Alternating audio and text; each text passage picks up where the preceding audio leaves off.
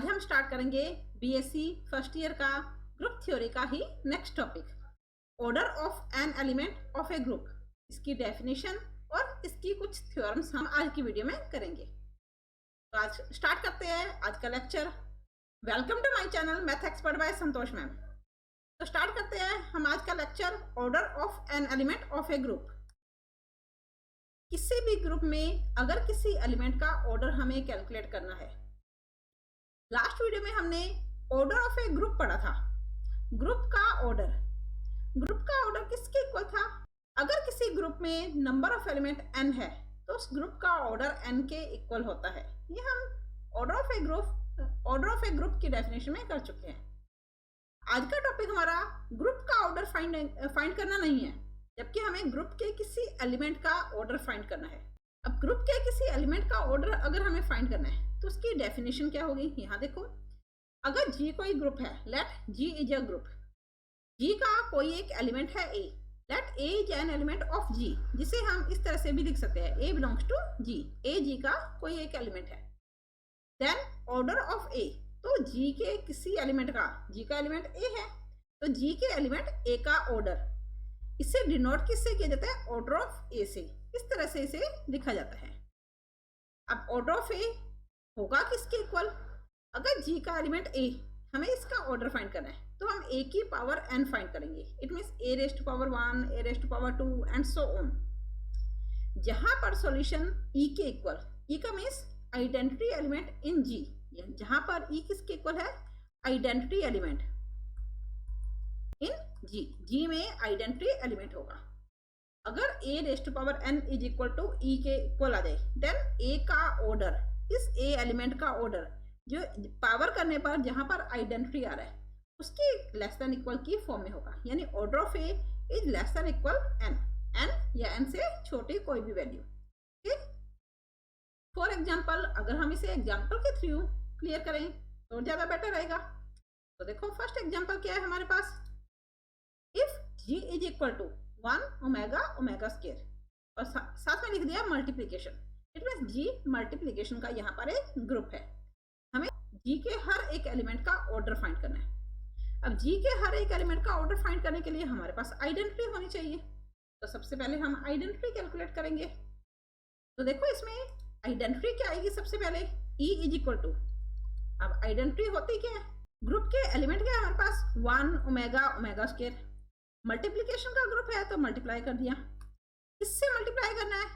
Identity से। और solution क्या आना चाहिए? 1 ओमेगा स्क्वायर ही आना चाहिए। यानी अगर ग्रुप के किसी एलिमेंट को आइडेंटिटी से मल्टीप्लाई करें तो आंसर में चेंज नहीं होगा। और किससे मल्टीप्लाई करने पे आ रहा है हमारे पास? 1। ये एलिमेंट जो हम ले रहे हैं, ये एलिमेंट भी हमारा ग्रुप में से ही होना चाहिए, 1 G को बिलोंग करता है। ओके, तो 1 is the identity element in G। अब अगर आइडेंटिटी एलिमेंट 1 है तो हमें प्रत्येक एलिमेंट का ऑर्डर फाइंड करना है। यानी हमें order of 1, order of omega square find करना है। तो 1 का ऑर्डर, 1 की पावर 1 करेंगे, 1 की पावर 2 करेंगे, तो जहां पर सॉल्यूशन 1 आ जाए, 1 की पावर 1 करने पे सॉल्यूशन 1 आ रहा है। ठीक, लेकिन हम अगर 1 की पावर 2 करें तो भी सॉल्यूशन 1 है, 1 की पावर 3 करें तो भी सॉल्यूशन 1 है। अब ऑर्डर क्या होगा? ऑर्डर हमने क्या लिखा था कि ऑर्डर किसके इक्वल होगा? जहां पर सॉल्यूशन आइडेंटिटी आ रहा है। अब देखो, सॉल्यूशन तो हमारे पास 1 के लिए भी आ रहा है, 2 के लिए भी आ रहा है, 3 के लिए भी आ रहा है एंड सो ऑन। लेकिन अब उसकी डेफिनेशन क्या थी? लेस देन इक्वल n, यानी वैल्यू n आएगी 1, 2, 3 एंड सो ऑन।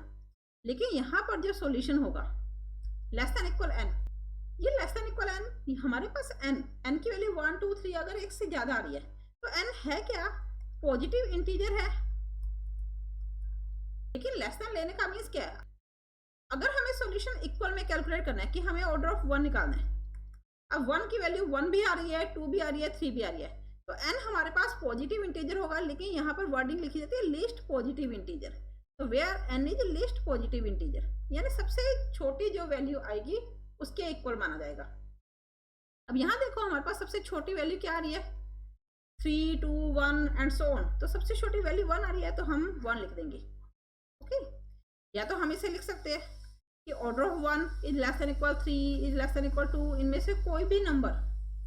लेकिन हमें पता है कि 3 से छोटी वैल्यू 2 के लिए भी सॉल्यूशन 2 आ रहा है, 1 के लिए भी सॉल्यूशन 2 आ रहा है। तो सबसे छोटी वैल्यू हमारे पास क्या है, पॉजिटिव इंटीजर में 1 है, तो हम इक्वल 1 लगाएंगे, यहाँ पर लेस देन इक्वल 1 नहीं होगा। ओके, तो order of 1 is equal to 1। अब हमें किसका निकालना है, ओमेगा का ऑर्डर। ये फर्स्ट एलिमेंट का ऑर्डर हो गया। अब हमें सेकंड एलिमेंट का ऑर्डर निकालना है, यानी ओमेगा का। तो ओमेगा की पावर 1 करेंगे, किसके इक्वल होगा, ओमेगा के इक्वल। ओमेगा की पावर 2 किया तो ओमेगा स्क्वायर ही रहेगा। ओमेगा क्यूब करेंगे तो सॉल्यूशन क्या आ रहा है, 1 आ रहा है। इसके अलावा देखो ओमेगा 6 पर भी 1 आएगा, ओमेगा 9 के लिए भी 1 आएगा, एंड सो ऑन।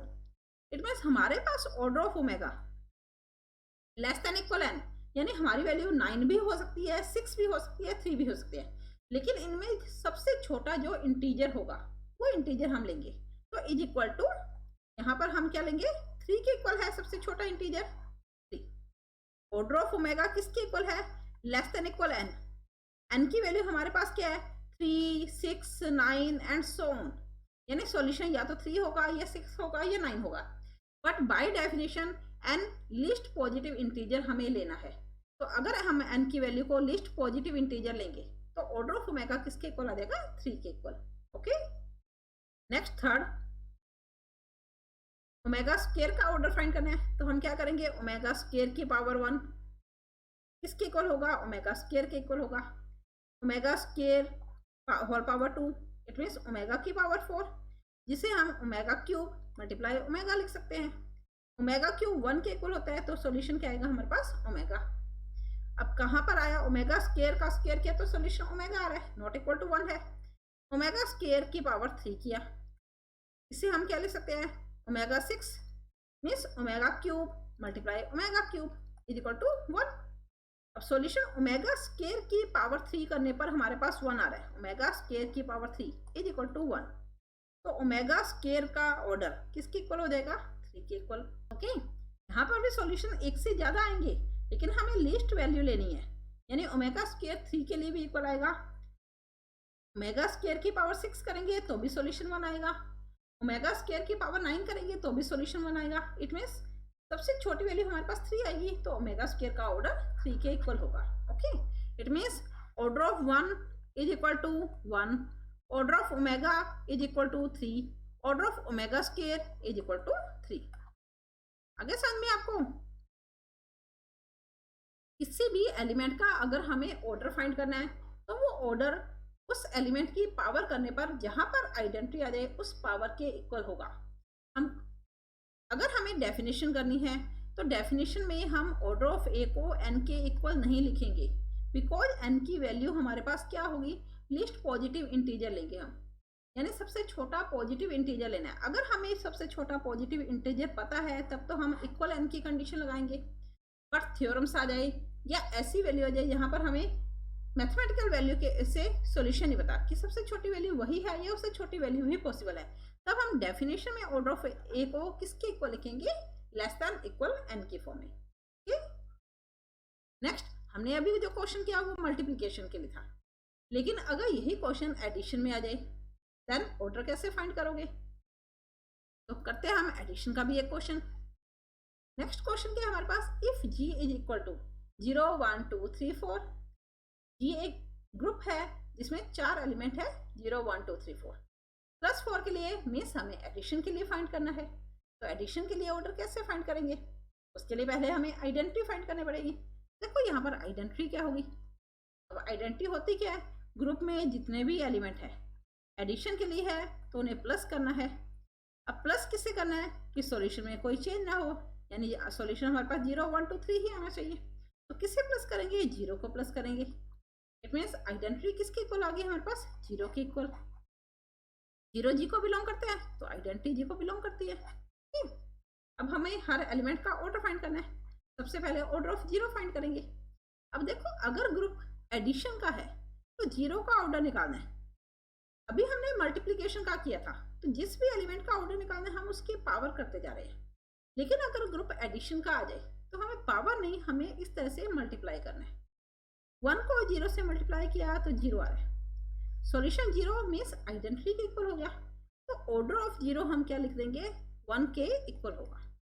वैसे सॉल्यूशन हमारा अगेन 0 मल्टीप्लाई 2 ये भी 0 होगा, 0 मल्टीप्लाई 3 ये भी 0 होगा, यानी ऑर्डर 1 2 3 एंड सो ऑन, ये सारी वैल्यू आएगी। लेकिन इनमें सबसे छोटा नंबर कौन सा है? 1 है, तो order of 0 is equal to 1 होगा। ओके, सेकंड हमें 1 का ऑर्डर फाइंड करना है, तो 1 के साथ हमने 1 किया, 1 को 1 से मल्टीप्लाई किया 1, 1 को 2 से मल्टीप्लाई किया 2, 1 को 3 से मल्टीप्लाई किया। आप क्या सोच रहे हो, कहीं पर भी 0 पॉसिबल है? अगर पॉसिबल है तो आप मुझे कमेंट करके बताओ कि यहाँ पर 0 किसके लिए आएगा। वीडियो को स्टॉप करो और आप मुझे कमेंट करके बताओ कि यहाँ पर 0 सॉल्यूशन किस एलिमेंट के लिए आएगा। 1 को 3 से मल्टीप्लाई किया, 1 को 4 से मल्टीप्लाई किया, क्या सॉल्यूशन होगा यहाँ पर? 4? No, it is equal to 0। Why? अब यहाँ पर सॉल्यूशन 0 क्यों आया? 1 को 4 से मल्टीप्लाई करना है। हमने लास्ट में टेबल बनाई थी, टेबल में हमने क्या था ना, 1 को 1 से मल्टीप्लाई किया 1, या मान लो हम 2 को 3 से मल्टीप्लाई करें तो 6 आ रहा है, बट 6 गिवन सेट में नहीं है, 6 जी को बिलोंग नहीं करता, तो 6 इसका आंसर नहीं आएगा। तो हमने क्या किया था, 6 को 4 से डिवाइड कर लेंगे। अगर मल्टीप्लाई है तो डिवाइड करते हैं, अगर एडिशन है तो सब्ट्रैक्ट करते हैं। 6 को 4 से डिवाइड किया तो 2 आएगा। ओके, ऐसे ही हमने 1 को 4 से मल्टीप्लाई किया तो क्या आ रहा है हमारे पास? 4 आ रहा है। 4 को 4 से डिवाइड करेंगे, क्या सॉल्यूशन? रिमाइंडर क्या बचेगा? 0 बचेगा। सॉल्यूशन 1 आएगा, लेकिन रिमाइंडर हमारे पास क्या बचेगा? 0। देन 4 को 1 से मल्टीप्लाई करेंगे तो सॉल्यूशन किसके इक्वल होगा? 0 के इक्वल होगा। हमने टेबल बनाई थी ना, टेबल के अकॉर्डिंग ही इस क्वेश्चन को सॉल्व किया है। अब 1 को 4 से मल्टीप्लाई करने पे 0 आ रहा है, तो 1 का ऑर्डर किसके इक्वल हो जाएगा? 4 के इक्वल। ओके, थर्ड हमें 2 का ऑर्डर फाइंड करना है, तो जिसका ऑर्डर फाइंड करना है उसको 1 से मल्टीप्लाई कर लिया, 2 को 2 से मल्टीप्लाई किया 4, लेकिन 4 देखो गिवन सेट में नहीं है, तो हमें 4 को किससे डिवाइड करना है? 4 से डिवाइड करना है। 4 को 4 से डिवाइड किया तो रिमाइंडर क्या बचा हमारे पास? 0। तो 2 को 2 से मल्टीप्लाई करने पर 0, it means order of 2 is equal to 2। इसी तरह हम 3 का ऑर्डर फाइंड करेंगे। अब 3 को 1 से मल्टीप्लाई किया, 3 1 जा 3, 3 को 2 से मल्टीप्लाई किया तो 3 2 जा 6, 6 जी में नहीं है, तो 6 को 4 से डिवाइड किया तो रिमाइंडर क्या बचेगा हमारे पास? 2 बचेगा। तो 2 3 जा 6, यानी 2 3 जा 2। 3 को 3 से मल्टीप्लाई किया, तो 3 को 3 से मल्टीप्लाई करने पे क्या सॉल्यूशन आता है? 9, लेकिन 9 गिवन ग्रुप में नहीं है, तो 9 को 4 से डिवाइड कर देंगे। 4 2 जा 8, रिमाइंडर क्या बचेगा हमारे पास? 1। तो 3 को 3 से मल्टीप्लाई करने पर 1, 3 को 4 से मल्टीप्लाई किया तो 12, 12 को 4 से डिवाइड कर दिया, तो 12 को 4 से डिवाइड करने पे रिमाइंडर क्या आ रहा है? 0। अब 0 क्या थी हमारे पास? आइडेंटिटी थी, इट मीन्स 3 को 4 से मल्टीप्लाई करने पर 0 आ रहा है, तो ऑर्डर ऑफ 3 हमारे पास क्या हो जाएगा? 4 के इक्वल हो जाएगा। Okay, order of 1, order of 0 1, order of 1 4, order of 2 2 and order of 3 4 के इक्वल। आगे समझ में? इस तरह से हम किसी भी ग्रुप के लिए ऑर्डर फाइंड कर सकते हैं, चाहे वो मल्टीप्लिकेशन का ग्रुप है या वो एडिशन का ग्रुप है। अब ऑर्डर से ही रिलेटेड हम कुछ थ्योरम्स करते हैं। तो देखो, फर्स्ट थ्योरम क्या है हमारे पास? The order of the identity of every group is 1 and it is the only element of order 1। The order of the identity of every group, सबसे पहले हमें जो गिवन है हम वो लिखते रहते हैं। The order of the identity of every group, किसी भी ग्रुप में, किसी भी प्रत्येक ग्रुप में अगर कोई आइडेंटिटी एलिमेंट होता है तो उसका ऑर्डर 1 के इक्वल होगा and it is the only element of order 1। और सिर्फ आइडेंटिटी एलिमेंट ही ऐसा एलिमेंट होता है जिसका ऑर्डर 1 के इक्वल होता है, इसके अलावा किसी भी एलिमेंट का ऑर्डर 1 के इक्वल नहीं होगा। और देखो, सबसे पहले हमें क्या गिवन है? जी कोई ग्रुप है, let ji be a group, G कोई ग्रुप है। अब किसी भी ग्रुप में आइडेंटिटी का ऑर्डर हमें फाइंड करना है, वो 1 होता है। तो जी में कोई आइडेंटिटी ली e, let e be the identity element,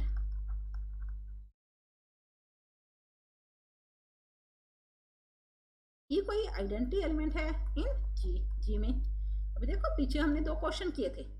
first question में आइडेंटिटी क्या थी? 1 थी, तो 1 का ऑर्डर 1 के इक्वल आ रहा है। सेकंड क्वेश्चन में आइडेंटिटी क्या थी हमारे पास? 0 के इक्वल थी, तो 0 का ऑर्डर देखो 1 के इक्वल आ रहा है। इट मीन्स आइडेंटिटी एलिमेंट का ऑर्डर हमेशा ही 1 के इक्वल होगा। ये हमें प्रूव करके दिखाना है। अब जी में आइडेंटिटी एलिमेंट क्या है? ई। अब अगर ई का ऑर्डर फाइंड करना है तो हम ई की पावर करेंगे। अब ई की पावर हमने 1 किया तो सॉल्यूशन किसके इक्वल आएगा? ई के इक्वल। ई क्या थी? हमारे पास आइडेंटिटी थी। तो अगर पावर करने पे आइडेंटिटी आ जाए तो जब पावर की है वो ऑर्डर कहलाता है। It means order of E, hence order of E is equal to 1। Identity element का ऑर्डर 1 के इक्वल होगा। लेकिन इसी के साथ हमें ये भी प्रूव करना है and it is the only element, सिर्फ यही एक एलिमेंट होता है ऑफ ऑर्डर 1 ऑर्डर का। यानी इसके अलावा अगर हम कोई और एलिमेंट ले तो उसका ऑर्डर 1 नहीं होगा या फिर वो एलिमेंट आइडेंटिटी के इक्वल होगा। And it is the only element. अब सिर्फ यही एलिमेंट होना चाहिए। मान लो हमने इसके अलावा कोई एक और एलिमेंट ले लिया, ए बिलोंग्स टू जी, तो हमारा आंसर क्या आना चाहिए कि या तो ए का ऑर्डर 1 नहीं होगा या ए की वैल्यू ई के इक्वल होगी। यानी ए जो एलिमेंट है वो आइडेंटिटी के इक्वल होगा, देन थ्योरम सेटिस्फाइड हो जाएगी। या फिर हमें प्रूव करना पड़ेगा कि order of A is not equal to 1। तो देखो हम कैसे करेंगे। हमने क्या मान लिया कि ए जी का कोई एलिमेंट है और हमें क्या गिवन है कि ई के अलावा किसी भी एलिमेंट का ऑर्डर 1 नहीं होता। तो हमने मान लिया कि order of A is equal to 1, जो कि गलत है। यही हमें प्रूव करना है कि ये गलत है। देखो ऑर्डर ऑफ ए अगर 1 के इक्वल है देन हमारे पास कंडीशन क्या आ जाएगी? ए की पावर 1 का मान ई के इक्वल होगा, क्योंकि 1 सबसे स्मॉल वैल्यू होगी तभी इसका ऑर्डर 1 के इक्वल आया। अगर 1 से अपर भी कोई वैल्यू होती तो वो ऑर्डर 1 के इक्वल नहीं होता, वो लेस देन इक्वल की फॉर्म में होता। तो अगर ऑर्डर ऑफ ए 1 के इक्वल है तो ए की पावर 1 करने पे ई आ जाएगा। इट मीन्स ए ई के इक्वल होगा। अब ए अगर ई के इक्वल है, ए हमने जी का कोई एक एलिमेंट लिया था, अगर ये एलिमेंट ई के इक्वल आ जाए देन हमारे पास प्रूफ क्या हुआ कि अगर हम जी में कोई और एलिमेंट भी ले रहे हैं और उसका ऑर्डर भी 1 ले रहे हैं तो वो एलिमेंट आइडेंटिटी एलिमेंट ही होगा। इट मीन्स आइडेंटिटी एलिमेंट के अलावा कोई और एलिमेंट ऐसा नहीं होगा जिसका ऑर्डर 1 हो। तो हम क्या लिखेंगे? Hence only identity element in G. G में सिर्फ आइडेंटिटी एलिमेंट ही होगा हुज ऑर्डर इज 1, इसका ऑर्डर 1 के इक्वल होगा। ओके, आगे समझ में। नेक्स्ट और थ्योरम करते हैं ऑर्डर से रिलेटेड। तो देखो नेक्स्ट थ्योरम क्या है हमारे पास? The order of every element of a finite group. अगर किसी फाइनाइट ग्रुप में किसी भी एलिमेंट का हम ऑर्डर फाइंड करें इज फाइनाइट, तो उस एलिमेंट का ऑर्डर फाइनाइट होना चाहिए और एंड लेस देन और equal to the order of the group. और इसी के साथ साथ उस एलिमेंट का ऑर्डर ग्रुप के ऑर्डर से लेस देन इक्वल की फॉर्म में होना चाहिए। ओके, देखो सबसे पहले हमें क्या एक फाइनाइट ग्रुप गिवन है, तो let ji be a finite group. मान लिया जी कोई एक फाइनाइट ग्रुप है। अगर जी फाइनाइट ग्रुप है तो जी का जो ऑर्डर होगा वो भी फाइनाइट होगा। मान लिया जी का ऑर्डर n है, यानी जी में नंबर ऑफ एलिमेंट कितने हुए? n हुए। अब अगर जी में नंबर ऑफ एलिमेंट n है तो जी का ऑर्डर n के इक्वल होगा। The order of every element of a finite group. किसी भी फाइनाइट ग्रुप में प्रत्येक एलिमेंट का ऑर्डर फाइनाइट होता है। अब अगर ग्रुप ही फाइनाइट है तो प्रत्येक एलिमेंट का जो ऑर्डर होगा वो या तो n होगा या n से स्मॉल होगा। इट मीन्स फाइनाइट हुआ। तो हमें प्रूव क्या करना है? Order of A is less than equal to order of G. अगर कोई फाइनाइट ग्रुप है उसके प्रत्येक एलिमेंट का ऑर्डर हमें फाइनाइट प्रूव करना है। अगर हम गिवन प्रॉपर्टी को प्रूव कर दें कि order of A is less than equal to order of G. अब n क्या हमारे पास एक फाइनाइट नंबर है, n एक फाइनाइट नंबर है, क्योंकि g फाइनाइट ग्रुप है तो उसका ऑर्डर भी फाइनाइट होगा। अगर हम कैलकुलेशन करके प्रूव कर दें कि order of A is less than equal to order of G, ये कैलकुलेशन हमें करेंगे नहीं है, लेकिन उससे पहले एलिमेंट का ऑर्डर भी फाइनाइट प्रूव करना है। तो देखो अगर हम ये कंडीशन कर देंगे तो पहले वाली कंडीशन अपने आप प्रूव हो जाएगी। किस तरह से? Order of A is less than equal to order of g n। n का एक फाइनाइट नंबर है तो किसी भी एलिमेंट का जो ऑर्डर आएगा या तो वो फाइनाइट होगा या उससे भी स्मॉल होगा। इट मीन्स फाइनाइट नंबर ही हुआ। तो हमें कैलकुलेशन करके सिर्फ ये पार्ट प्रूव करना है, तो उससे फर्स्ट वाला पार्ट अपने आप ही प्रूव हो जाएगा। देखो order of G is equal to n। G एक फाइनाइट ग्रुप है तो जी में हमने नंबर ऑफ एलिमेंट कितने लिए? n लिए। तो मान लिया a की पावर 0, a की पावर 1, a2, a3 and so on, a raised to power n। ये हमारे पास नंबर ऑफ g है, g के एलिमेंट है। हमने यहाँ पर क्या लिया, order of g equal to n, लेकिन यहाँ पर देखो हमारे पास नंबर ऑफ एलिमेंट कितने हैं, n+1 है। Number of element in g, g में नंबर ऑफ एलिमेंट n+1 है। अब g में अगर नंबर ऑफ एलिमेंट n+1 है, लेकिन हमने ऑर्डर ऑफ g n के इक्वल लिया है, तो दोनों कंडीशन एक साथ ट्रू कैसे हो जाएंगी। ये मान लो हमारे पास फर्स्ट इक्वेशन और ये सेकंड इक्वेशन। अब दोनों कंडीशन एक साथ ट्रू कैसे होंगी, पॉसिबिलिटी होगी। g का ऑर्डर n के इक्वल है, g में नंबर ऑफ एलिमेंट n+1 है, दोनों कंडीशन को एक साथ ट्रू करना है। It means number of element हमारा एक कम होना चाहिए, तब दोनों कंडीशन एक साथ ट्रू होंगी। तो यहाँ पर कोई भी दो एलिमेंट ऐसे होंगे जो सेम होंगे। तो मान लिया a की पावर i और a की पावर j, ये दोनों हमारे पास इक्वल है। इसी को हम क्या लिख सकते हैं, a raised to power i minus j is equal to a raised to power j minus j, ये लिख सकते हैं। तो a raised to power i minus j is equal to a raised to power 0। किसी भी element की अगर हम पावर 0 करें तो सॉल्यूशन किसके इक्वल आता है हमारे पास, आइडेंटिटी के इक्वल होता है, 1 के इक्वल होगा, इज इक्वल टू e। अब देखो a raised to power i minus j, i में से j को अगर हम स्मॉल करें, हमने यहाँ पर कंडीशन ली कि i is greater than equal to j। तो i में से अगर हम j को कट करें तो उस कंडीशन में उन दोनों का सॉल्यूशन क्या होगा, न तो वो i के इक्वल होगा न j के इक्वल होगा, किसी एक नए एलिमेंट के इक्वल होगा। तो हमने वो एलिमेंट मान लिया r। कोई भी एलिमेंट ले सकते हो आप, p, q, r, s, t and so on.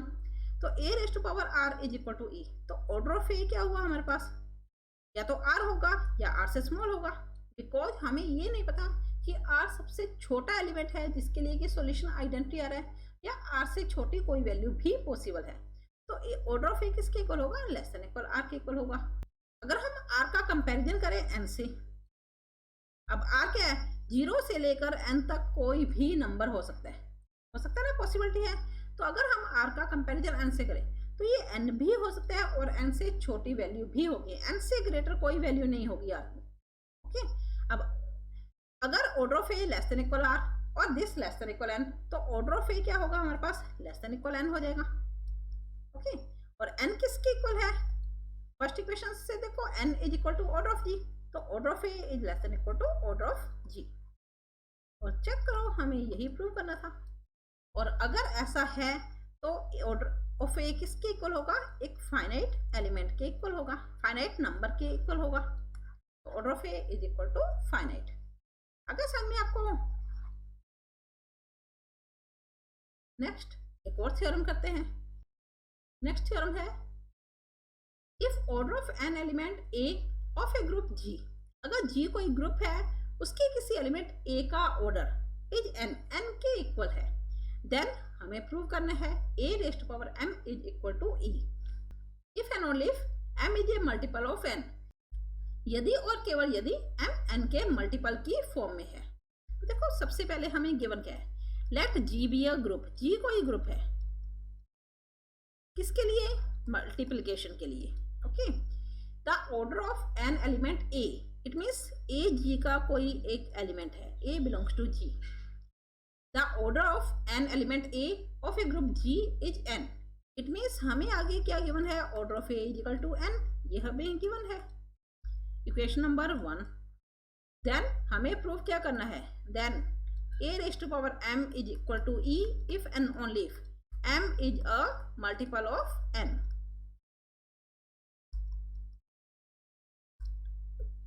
m को n के मल्टीपल की फॉर्म में लिखा जाता है, मीन्स इसका मीन्स क्या होगा हमारे पास, m is equal to n के मल्टीपल की फॉर्म में। तो n के मल्टीपल में हमने क्यों मान लिया, ये हमें प्रूव करना है। ओके, अब कंडीशन किस में है, इफ एंड ओनली इफ में, यानी अगर a raised to power m is equal to e है तो m is equal to n q, और अगर m is equal to n q है तो a raised to power m is equal to e होना चाहिए। तो स्टार्ट करते हैं। लेट, सबसे पहले हमने मान लिया a raised to power m is equal to e। हम प्रूफ क्या करेंगे, m is equal to n q. अब m को n का n के मल्टीपल के फॉर्म में प्रूव करना है। तो इसके लिए हमने क्या मान लिया कि m is not equal to n q, m n q के मल्टीपल की फॉर्म में नहीं है। इट मीन्स जब हम m को n से डिवाइड करते हैं तो क्वोशंट भी आ रहा है और रिमाइंडर भी आएगा, हमने ये मान लिया। अगर हम कैलकुलेशन करके प्रूव कर दे कि r इज इक्वल टू 0 तो m is equal to n q हो जाएगा ना, हेंस प्रूव हो जाएगा।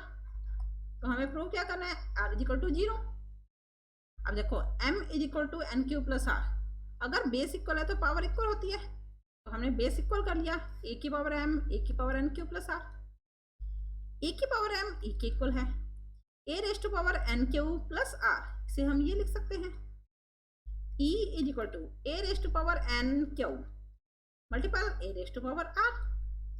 e is equal to, e का मीन्स क्या है, आइडेंटिटी है।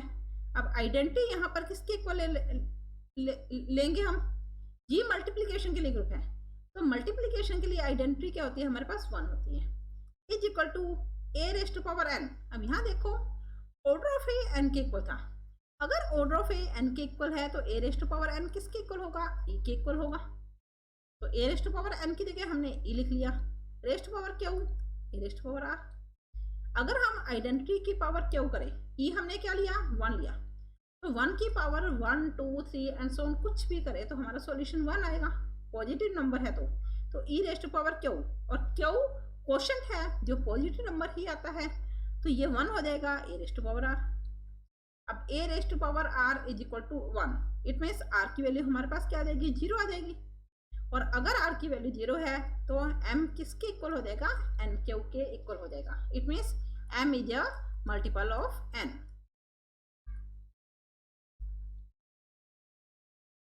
m n के मल्टीपल के फॉर्म में होगा। ओके, अब इफ एंड ओनली इफ की कंडीशन थी, इट मीन्स हमें कन्वर्स भी करना पड़ेगा। तो कन्वर्स क्या होगा इसमें, अगर m n के मल्टीपल की फॉर्म में है, इफ एंड ओनली इफ का मीन्स मैंने बताया था अपनी लास्ट वीडियो में भी, इफ एंड ओनली इफ का मीन्स होता है कि हमें 2 स्टेटमेंट गिवन होंगी, इफ एंड ओनली इफ से पहले और इफ एंड ओनली इफ के बाद। अगर if and only if word आ जाए तो पहले की कंडीशन को गिवन मान के सेकेंड कंडीशन को प्रूव करेंगे, और सेकेंड कंडीशन को गिवन मान के पहले की कंडीशन को प्रूव करेंगे। ये दोनों साइड हमें प्रूव करनी है। हमने स्टार्टिंग तो कर ली कि a raise to power m is equal to e, prove कर दिया m is a multiple of n। अब हम क्या लेंगे कि अगर m n के मल्टीपल की फॉर्म में है तो a raise to power m का मान e होना चाहिए। तो हमने क्या मान लिया, let m is a multiple of n, m n के मल्टीपल की फॉर्म में है। तो हमें प्रूव क्या करना है, a raise to power m is equal to e, ये हमें प्रूव करना है। Since m is a multiple of n, यानी m is equal to n q, हमें a raise to power m करना है तो हमने a raise to power m कर लिया n क्यू, जिसे हम क्या ले सकते हैं, a raise to power m a raise to power n और क्यू। फर्स्ट इक्वेशन से a raise to power n e के इक्वल है, और e आइडेंटिटी है, आइडेंटिटी की पावर करने पर हमारे पास सॉल्यूशन आइडेंटिटी ही आएगा। तो a raise to power m is equal to e, हमें यही प्रूव करना था, hence proved. Hence if a raise to power m is equal to e, then m is a multiple of n, and if m is a multiple of n, then a raised to power m is equal to e। आगे समझ में। Next कुछ question करते हैं। देखो first question क्या है हमारे पास, क्वेश्चन है if for every element a of a group g, अगर g के प्रत्येक एलिमेंट के लिए a square is equal to e, यानी अगर g में a एलिमेंट है तो a स्क्वायर का मान e के इक्वल है। फॉर एवरी एलिमेंट, प्रत्येक एलिमेंट के लिए, यानी अगर हम g में कोई भी एलिमेंट ले उस एलिमेंट का स्क्वायर करें तो वो e के इक्वल होगा। देन प्रूव दैट, तो सिद्ध कीजिए g इज एबिलियन, g एबिलियन ग्रुप होगा। अब क्वेश्चन में देखो हमें क्या लिखा हुआ है, let g be a group, group के प्रत्येक एलिमेंट के लिए, यानी g हमें ग्रुप गिवन है, g बी अ ग्रुप। अब g के प्रत्येक एलिमेंट के लिए हमने g में एलिमेंट लिया a belongs to g, for all, यहां पर for all a belongs to g, यानी g का कोई भी एलिमेंट ले उसके लिए कंडीशन क्या है, a square is equal to e है। यानी अगर b को हमने g का एलिमेंट लिया तो b स्क्वायर भी e के इक्वल होगा, एंड सो ऑन। g के प्रत्येक एलिमेंट के लिए ये कंडीशन ट्रू है फॉर एवरी एलिमेंट।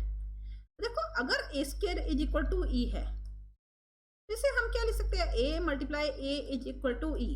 ये कौन सा फॉर्मूला बन गया, इनवर्स लॉ आपको याद है, इनवर्स लॉ हमने किया था, क्या था इनवर्स लॉ, कि अगर ए को ए के इनवर्स से मल्टीप्लाई करें तो आइडेंटिटी आता है, यानी आइडेंटिटी सॉल्यूशन तभी आएगा जब हम किसी एलिमेंट को उसके इनवर्स से मल्टीप्लाई करेंगे।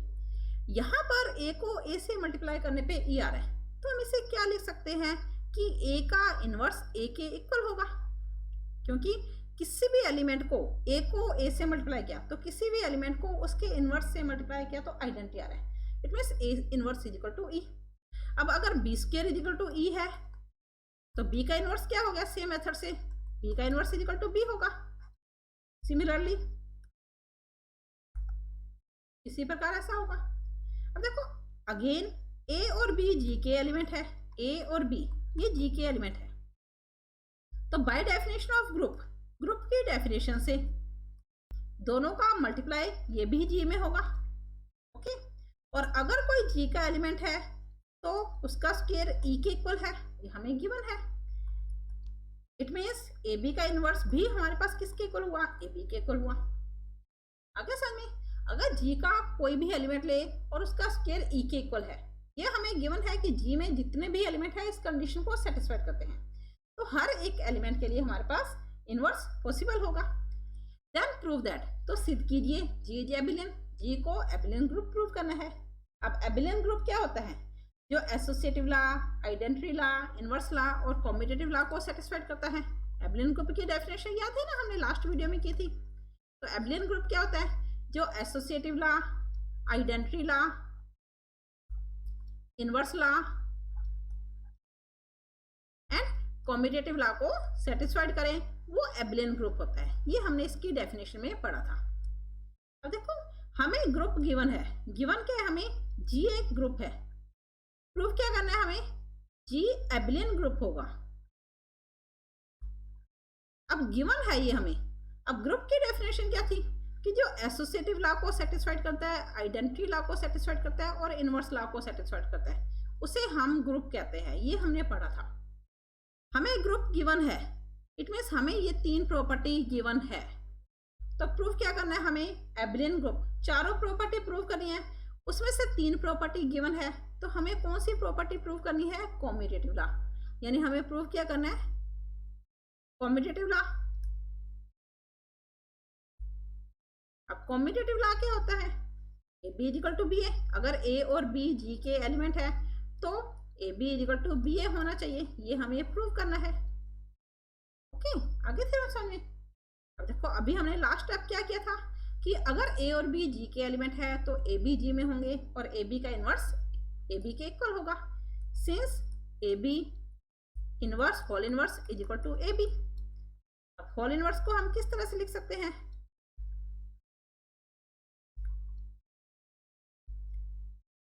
अब होल इनवर्स को हम किस तरह से लिख सकते हैं, b inverse a inverse is equal to A B.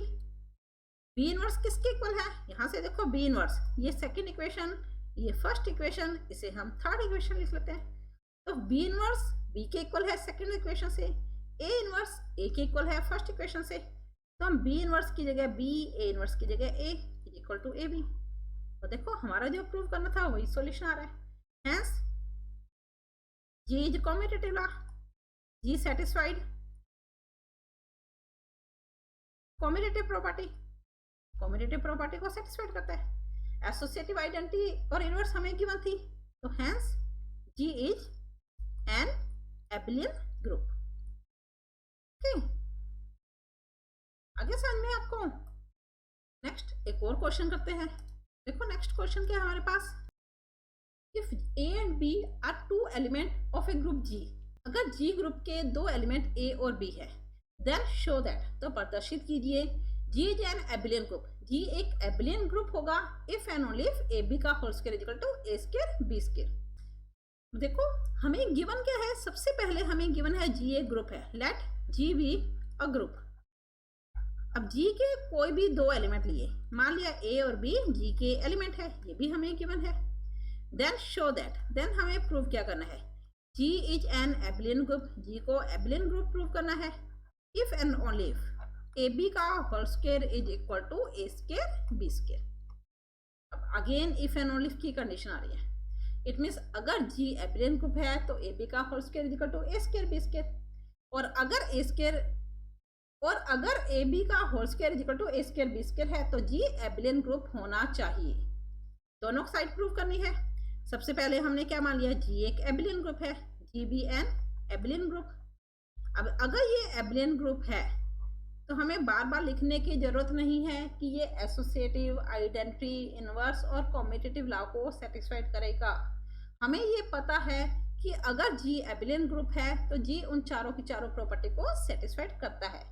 It means जब हम कैलकुलेशन करेंगे तो हम चारों में से कोई भी प्रॉपर्टी अप्लाई कर सकते हैं। ओके, प्रूफ क्या करना है, ए बी का होल स्क्वायर। तो हमने स्टार्ट किया, कहाँ से किया, ए और बी जी के दो एलिमेंट है, तो ए बी ये भी जी को बिलोंग करेगा। प्रूफ की डेफिनेशन से हमने स्टार्टिंग की, a B is equal to b a. कौन सी प्रॉपर्टी लगाई है, बाय कॉम्यूटेटिव लॉ। ये कॉम्यूटेटिव लॉ होता है ना कि a B is equal to b a होगा। हमें प्रूफ क्या करना है, ए बी का होल स्क्वायर करना है, तो दोनों तरफ हमने ए बी का मल्टीप्लाई कर लिया। तो ए बी का मल्टीप्लाई यहाँ पर भी कर लिया, लेफ्ट साइड में और राइट साइड में भी। और ये बात ध्यान रखना, अगर हम किसी भी एलिमेंट का मल्टीप्लाई करते हैं, अगर उसे लेफ्ट साइड में मल्टीप्लाई कर रहे हैं तो दूसरी साइड में भी लेफ्ट साइड में ही मल्टीप्लाई होगा। यानी इक्वलिटी में हमारे पास दो साइड होती हैं। अगर मान लो b इक्वल सी है, हमें a का मल्टीप्लाई करना है, तो हमने a को b के लेफ्ट साइड में मल्टीप्लाई किया, तो यहाँ पर भी हम a को लेफ्ट साइड में ही मल्टीप्लाई करेंगे। अगर हमने a को राइट साइड में मल्टीप्लाई किया तो यहाँ पर भी हम राइट साइड में ही मल्टीप्लाई करेंगे। देखो क्या सॉल्यूशन आएगा हमारे पास, a b multiply a b, जिसे हम ए बी का होल स्क्वायर लिख सकते हैं, इज इक्वल टू हमारे पास था b a multiply a b. A B का होल स्क्वायर ये तो हमें प्रूव करना है, तो इसमें हम लास्ट तक कोई चेंज नहीं करेंगे, ए स्क्वायर बी स्क्वायर। तो इसे देखो बाय एसोसिएटिव लॉ हम इस तरह से लिख सकते हैं, ए बी। कौन सा लॉ अप्लाई किया, एसोसिएटिव, तो बाय एसोसिएटिव लॉ।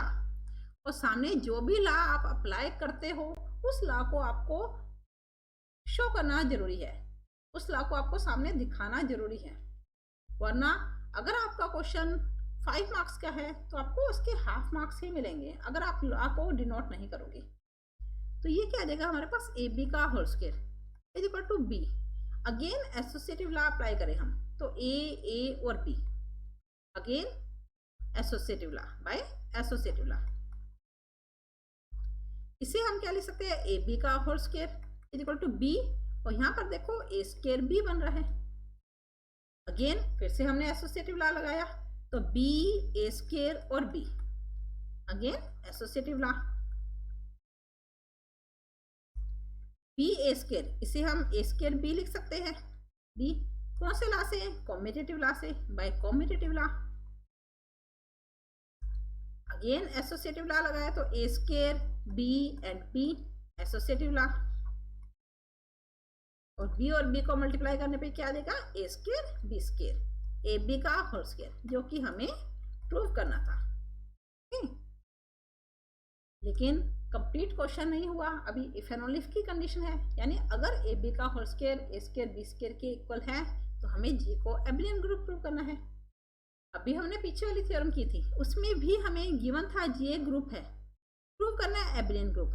तो हमें ग्रुप की प्रॉपर्टी तो गिवन है, यानी एसोसिएटिव, आइडेंटिटी और इनवर्स लॉ तो गिवन है, हमें सिर्फ कॉम्यूटेटिव लॉ ही प्रूव करना है। ओके, तो स्टार्ट करते हैं। तो देखो कन्वर्स क्या होगा हमारे पास, मान लिया ए बी का whole square is equal to A square B square. Prove क्या करना है हमें, जी एबिलियन ग्रुप है, G is an abelian group, और इसके लिए हमें ग्रुप तो गिवन है, तो हम क्या लिखेंगे, since G is a group, G a group है, एबिलियन ग्रुप प्रूव करना है, तो हमें प्रूव क्या करना है, that is to prove G satisfied commutative law, G commutative law को सेटिस्फाइड करना चाहिए।